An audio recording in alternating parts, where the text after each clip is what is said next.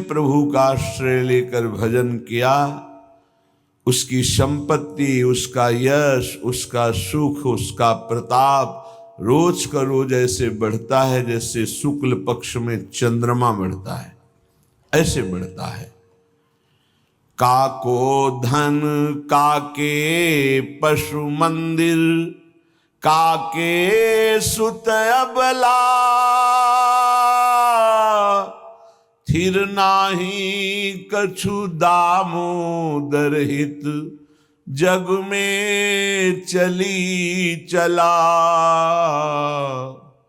जग में चली चला।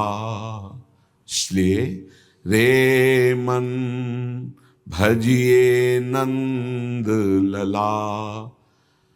पत्नी में, पुत्र में, घर में, धन में आसक्त होकर के हर्षित मत होइए, ये सब छूट जाएंगे। इस संसार में किसी को नहीं टिकना, सबको जाना है। इसलिए हे भाई, उद्दंडता नहीं, मनमानी आचरण नहीं, प्रभु का आश्रय लेकर धर्म आचरण करते हुए नाम जप करो, जीवन का परम मंगल हो जाएगा। उपासक अपने इंद्रिय मन को किसी भी उत्सव का निमित्त बनाकर, किसी आनंद में प्रफुल्लित होकर या किसी विक्षेप को प्राप्त होकर कभी किसी विषय को स्वीकार न करे। बहुत ध्यान से सुनना, एक दिन की छूट तुम्हारे जीवन भर के लिए वो संस्कार रूप में फांसी बन जाएगी। ऐसी जगह आपको फंसा देगी, निकलना मुश्किल हो जाएगा।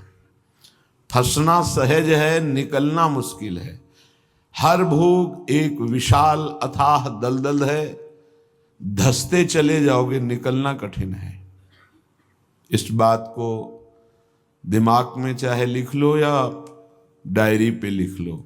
हर भोग माया का ऐसा दलदल है कि जो इसमें एक बार चखने के लिए कूदा वो धंसता चला गया। गुरु कृपा, हरि कृपा निकाल ले तो निकाल ले, या निकला हुआ महापुरुष निकाल ले, अन्यथा वो उसमें डूब ही जाता है। ऐसा दलदल है। जिसे वृंदावन धाम का आश्रय मिला, राधा नाम जपने को मिला, रसिकों का संग मिला, मानो प्रभु हमें बुला रहे हैं संसार चक्र से दूर करके अपने निज लीला रसास्वादन के लिए, लीला पात्र बनाने के लिए ये सब संयोग बैठा है। श्रीपाद कह रहे हैं ऐसा वृंदावन जहां अत्युत्कृष्टे सकल विधया श्रील वृंदावनेस्मिन् दोषान् दृष्टान् निजहत दृशा वास्तवान् ये वदन्ति तादृक् मूढ़ा हरिहरि मम प्राण बाधेप्य दृश्याः संभाव्याव कथमपि नहि प्राय सर्वस्य हास्याः। हे भाई, तुम्हें यदि वृंदावन वास मिल गया है या आश्रय मिल गया है, आप 2-4 दिन के लिए ही वृंदावन को आए हैं, तो आप अपने भाग्य को सौभाग्य में बदलें, दुर्भाग्य में नहीं। यहां दोनों काम हो जाएंगे। आपका भाग्य सद्भाग्य में बदल जाएगा, और अगर आप सावधान हुए तो आपका भाग्य दुर्भाग्य में बदल जाएगा। बहुत पावर है, बहुत पावर है। जीव ही आप असत वृत्ति करेंगे तो वही पावर आपको असत की तरफ बढ़ा देगा। ध्यान रखना, भगवान की छाती से धर्म का प्रादुर्भाव हुआ है, भगवान की पीठ से अधर्म का, और दोनों भगवान से ही प्रकट हुए, धर्म और अधर्म, और दोनों सामर्थ्यशाली हैं। पीठ जो भगवान से विमुख हैं उनके ऊपर अधर्म का और जो भगवान के सन्मुख है उनके ऊपर धर्म का प्रभाव पड़ता रहता है। तो सीधा हम वृंदावन आ गए, लेकिन दुर्भाग्य की रचना कर डाली। क्या? यहाँ के वासियों की निंदा करने लगे। कल एक महात्मा पधारे थे, तो उन्होंने कहा कि हम बहुत अंदर से परेशान हैं, हमारा भजन नष्ट हो गया। कई दिन हो गए, अगर 1 2 3 दिन तक भजन में बाधा पड़ रही तो भोजन का प्रभाव है, और इसके आगे अगर बढ़ गया तो फिर वैष्णव अपराध पक्का। दूसरा कोई और तो छोटी मोटी बातें सब भस्म हो जाती भजन करने वाले की। पहली बात, भोजन अशुद्ध हुआ तो 2-3 दिन, तो उनका नहीं तो बहुत लंबे समय से उनका वैष्णव अपराध। बोले हाँ, हमको भी आभास होता है। तो ऐसा यहाँ श्रीपाद कह रहे हैं, श्रील वृंदावनेस्मिन दोषान दृष्टान निज हत दृशा।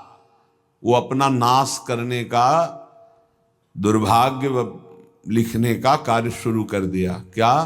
वृंदावन के वासी में दृष्ट दोष देखना, वर्तमान में जो दोष दिखाई दे रहे हैं। बोले है दोषी इसलिए देखता हूं। नहीं, देखो वह श्री जी का कृपा पात्र है, आज नहीं तो कल वो महापुरुष बन जाएगा।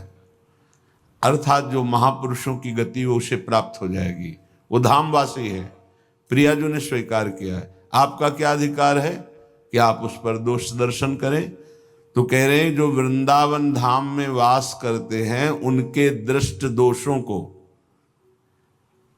दिखाई दे रहा है। ऐसा नहीं कि नहीं दिखाई दे रहा, आप आरोप लगा रहे हैं, दिखाई दे रहा है। दृष्ट दोषों को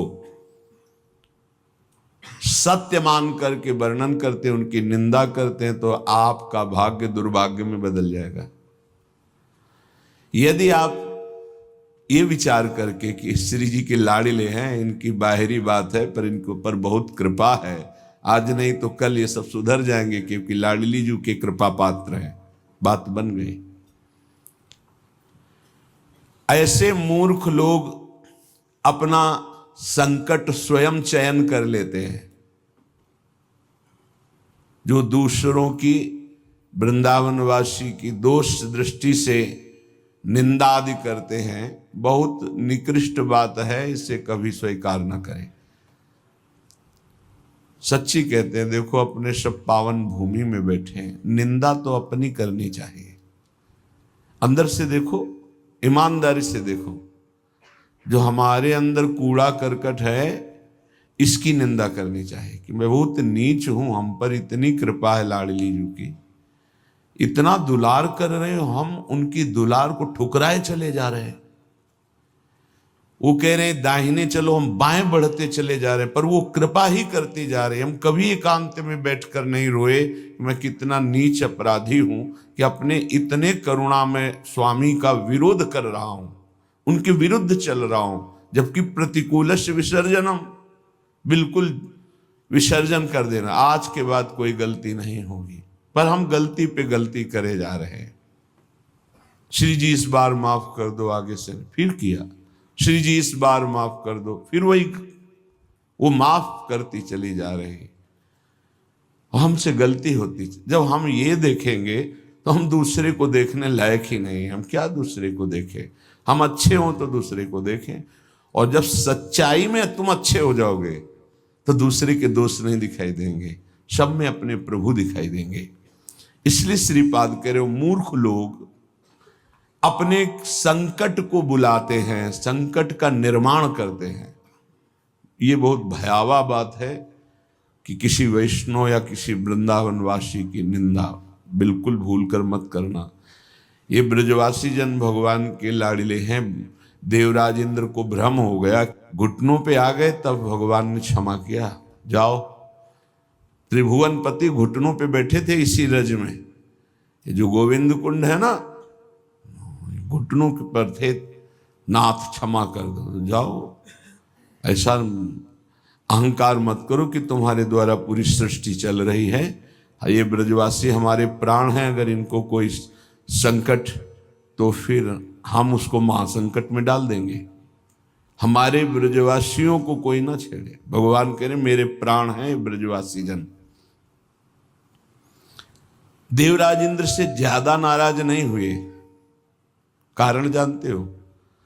किया तो उपद्रव ब्रजवासियों को पीड़ा देने का, लेकिन सब ब्रजवासी एक साथ बैठ कर दिए ना, तो लालजू ने थोड़ा तो उन पर शासन किया, फिर कृपा कर दी, लेकिन ब्रह्मा जी के ऊपर कृपा नहीं की, क्योंकि अलग कर दिया। ये उपद्रव किए पर सबको इकट्ठा कर दिया, इसलिए ज्यादा इनको पढ़ के देख लेना, ज्यादा नहीं, बस इतना कहा तुम देवराज हो, सतोगुणी हो, अहंकार मत किया करो। लेकिन ब्रह्मा जी तो कांप के चले ही गए, भगवान मुस्कुराए नहीं। क्यों? ब्रजवासियों को अलग कर दिया। तुम ब्रह्मलोक में मायामयी सैया पे सुला दिया, हमारे प्राण प्यारे ब्रजवासियों का अपराध करते हो। तो आज तक ब्रह्मा जी का प्रवेश नहीं ब्रज में, बात समझ लो। वो मूर्ख हैं जो वृंदावन या ब्रजवासी जो वास कर रहे हैं उनके प्रति दोष दृष्टि करें। 12 वर्ष में तो सिद्ध हो जाता है, 21 वर्ष में क्यों नहीं परिवर्तन हुआ?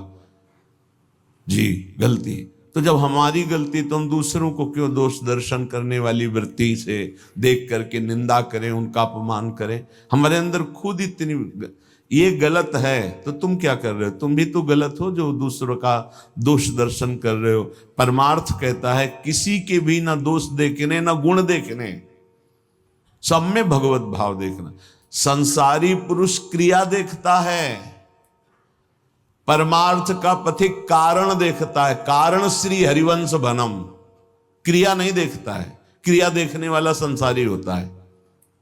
श्रीपाद कह रहे वो मूर्ख लोग संकट की स्वयं रचना कर देते हैं। अच्छा, ये कोई पाप नहीं है कि क्षय हो जाएगा तो आप मुक्त हो जाएंगे। ये अपराध है, वैष्णव अपराध।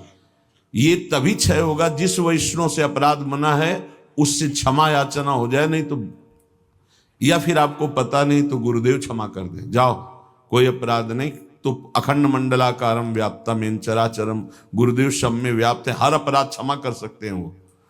गुरुदेव अगर कह दे जाओ कोई अपराध नहीं, तो कोई अपराध नहीं। गुरु महिमा बहुत बड़ी है। मंत्र मूलम गुरु वाक्यम, मोक्ष मूलम गुरु कृपा। हर अपराध से मुक्ति के लिए गुरुदेव है। गुरुदेव मुझे पता नहीं क्या अपराध बन गया, लेकिन है कोई अपराध, क्षमा कर दो। उन्होंने कहा जाओ कोई अपराध नहीं, तो पूरी सृष्टि का अपराध क्षमा हो जाएगा। गुरुदेव में ऐसी सामर्थ्य, वो भगवान का साक्षात कृपा वपु हैं। कभी किसी को ऐसा महसूस हो तो अपने गुरुदेव भगवान से क्षमा मांग ले। अगर नहीं पता चलता कि किस वैष्णव का अपराध बना है तो गुरुदेव से क्षमा मांग ले।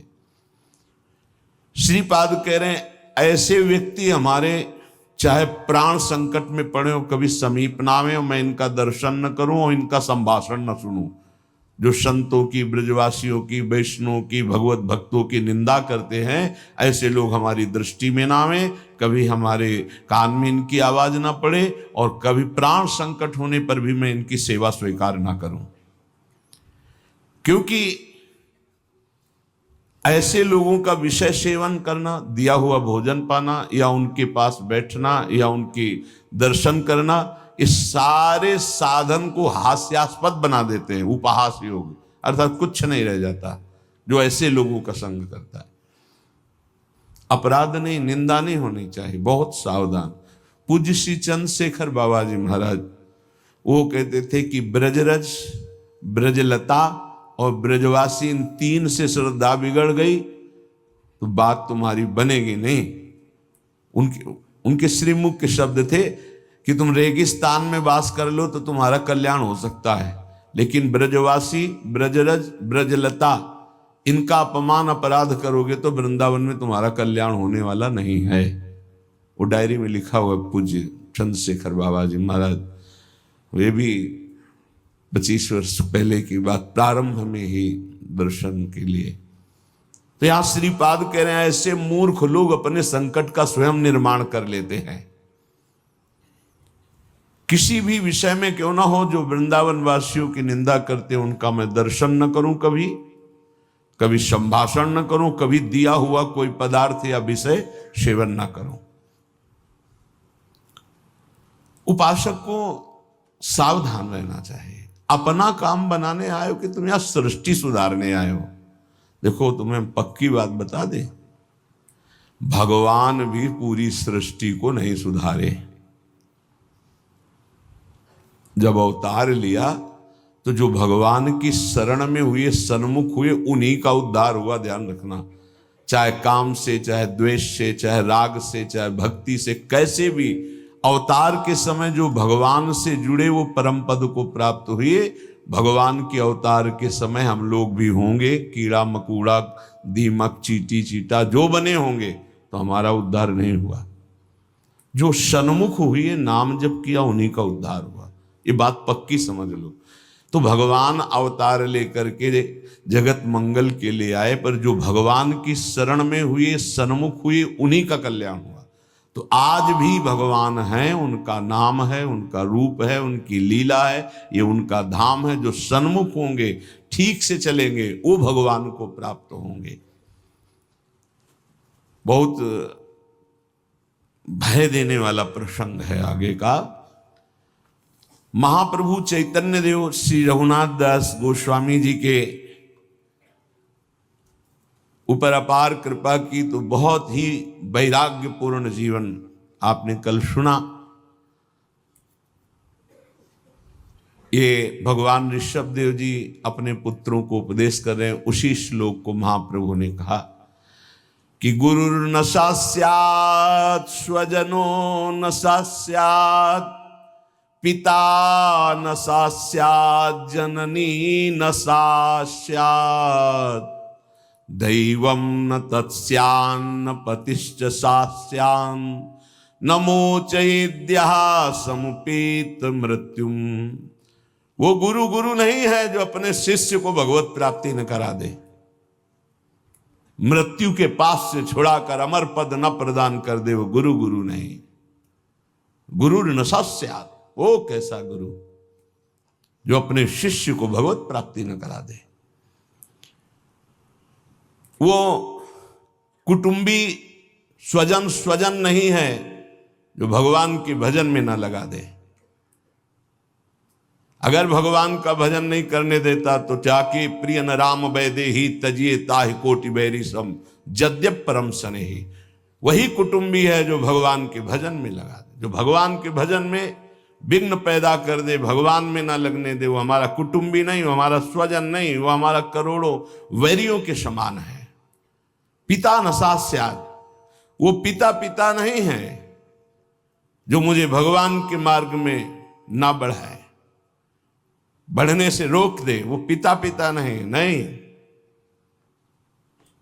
ये बड़ी उत्तम उपदेश वृत्ति भगवान ईश्वर। वही पिता है जो अपने पुत्र को भगवत प्राप्ति करा दे। स्यात् जननी, वही मां है जो भगवान के चरणारविंद में अपने पुत्र की वृत्ति बढ़ावे। लेकिन आजकल तो माता पिता बालक को वही सिखाते हैं जिससे उदर भर जाए। 3 बातें, पेट भर जाए, अच्छे कपड़े पहन लो, खूब भोग भोगने को मिले, यही शिक्षा है। इतने केवल लक्ष्य है। कह रहे स्यात् जननी न स्यात्, वो पिता नहीं, वो माता नहीं जो भगवान की प्राप्ति कराने का उपदेश न करे, नाम जपने का उपदेश न करे, वो नहीं है माता पिता। दैवम न तत्स्यान्न, यद्यपि दैव बड़ा माना जाता है, पर वो दैव किस काम का जो हमें भगवान का भजन ना करने दे, विमुख कर दे। और सही बतावे, दैव कुछ है ही नहीं, हमारे कर्म ही हमारे दैव हैं। मानव जीवन मिला है इस दैव वाली बात को व्यर्थ कर देने के लिए। भजन करो इतना डट के, हर प्रारब्ध क्षीण हो जाए, हर कर्म भस्म हो जाए। दैव आलसी पुकारा, खूब नाम जप करो। कह रहे वो पाणी ग्रहण करने वाला पति नहीं है जो श्री कृष्ण की प्राप्ति करने में बाधा पहुंचा दे। जो श्री कृष्ण की प्राप्ति कराने का सहयोग दे वही पति है। जो संसार से मेरे को मुक्त करेगा वही गुरु, वही पिता, वही माता, वही भाई, वही स्वजन, वही पति, वही संबंधी, अन्यथा नहीं। बहुत हृदय संभाल करके अब सुनिएगा। निष्किंचनस्य भगवद भजनोन्मुखस्य पारं परम जिगमिशोर भवसागरस्य संदर्शनम विषयिणामथ योषितांच हा हंत हंत विषभक्षण मतोप्य साधु। ए साधु विरक्त, बहुत खेद और दुख की बात कि यदि संसार रूपी समुद्र से पार जाने के लिए तुमने विरक्त भेष ले लिया, वैराग्य भेष ले लिया और विषयी पुरुषों का संग करते हो और विषयी स्त्रियों का संग करते हो, तो इससे अच्छा है कि जहर खा के अपनी शरीर की वृत्ति पूरी कर देनी चाहिए। हा हंत हंत विष भक्षण तोप्य साधो। दूसरा भाव कि इससे अच्छा तो जहर है कि बहुत बहुत शरीर ही छूटेगा, लेकिन ये विषय तो अनेक जन्मों तक तुम्हें नरक पहुंचा देगा। सचमुच सचमुच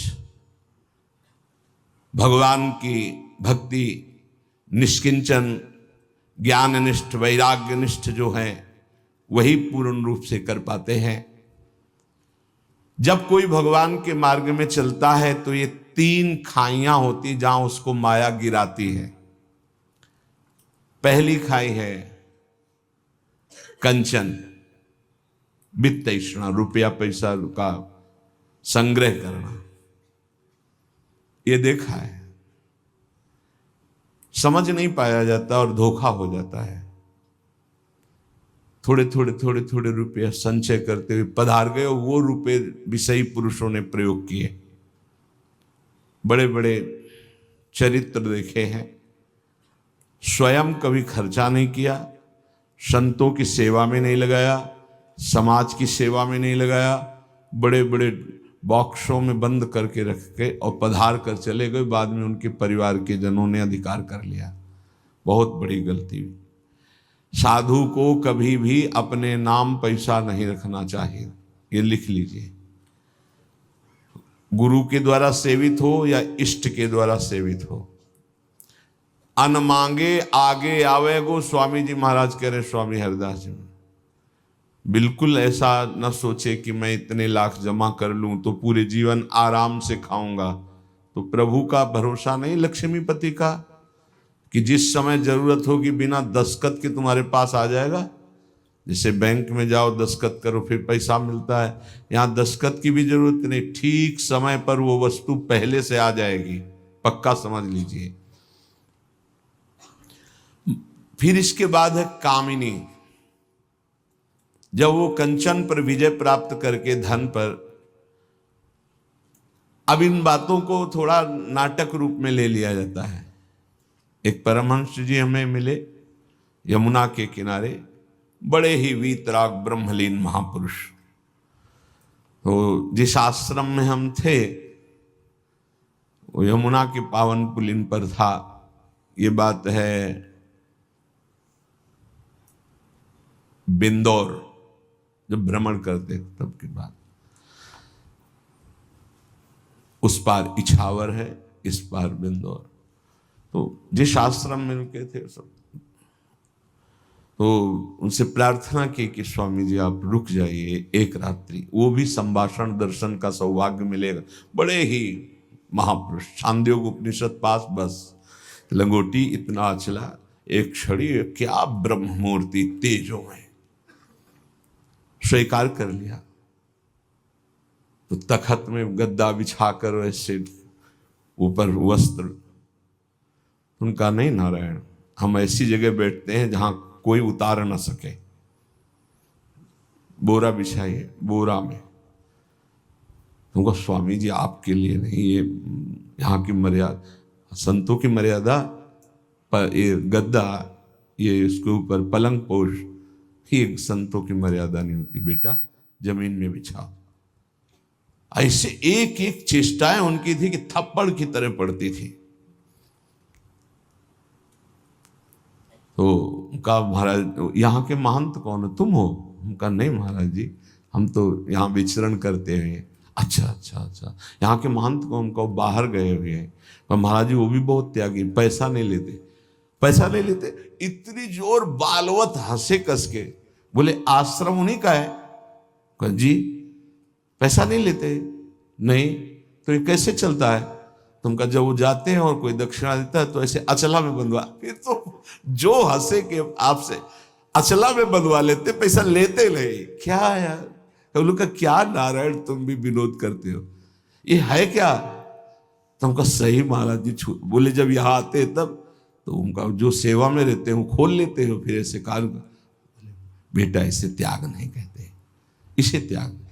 उसी दिन उनके साथ कई 60 किलोमीटर एक सांस में चलते थे। हमारी तो हालत खराब हो गई, पीछे भागते हुए। हमका स्वामी जी 3 दिन के आगे चौथे दिन नहीं चल पाए।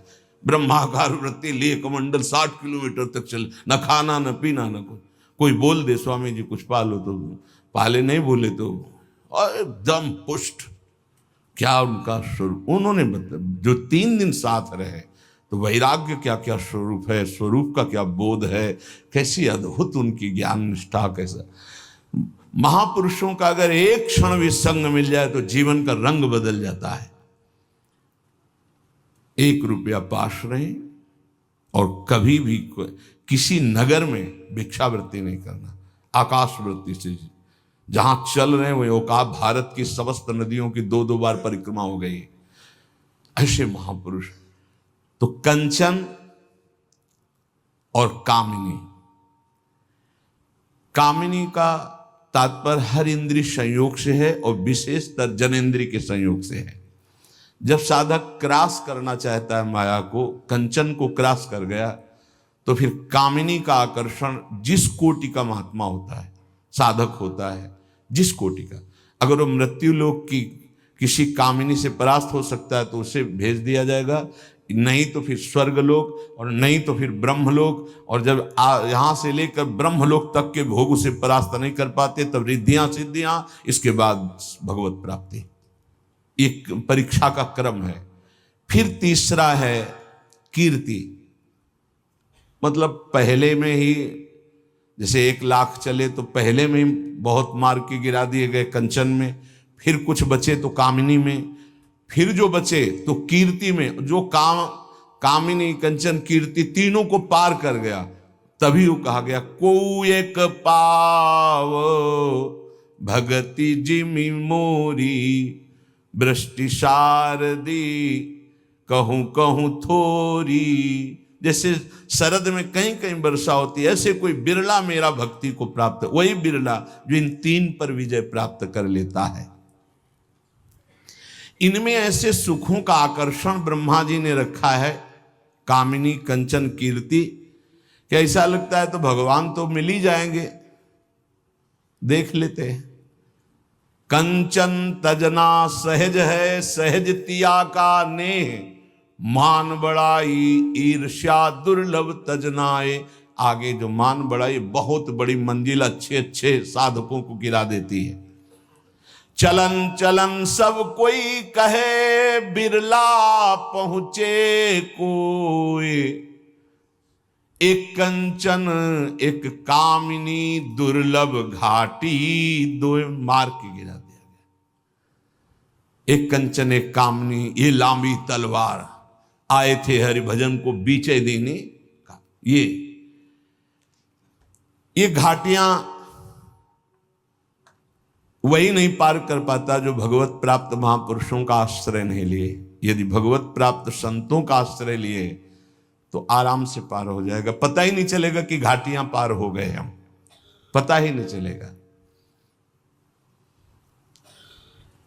त्याग और वैराग्य का यही स्वरूप है कि इन तीनों से बचे। कंचन कामिनी प्रणाम नमस्कार प्रतिष्ठा कीर्ति, इनसे बचे। महाप्रभु चैतन्य देव सदैव कड़ी दृष्टि रखते थे अपने जनों पर कि कभी इन तीनों का कहीं कोई भी आकर्षण ना हो जाए।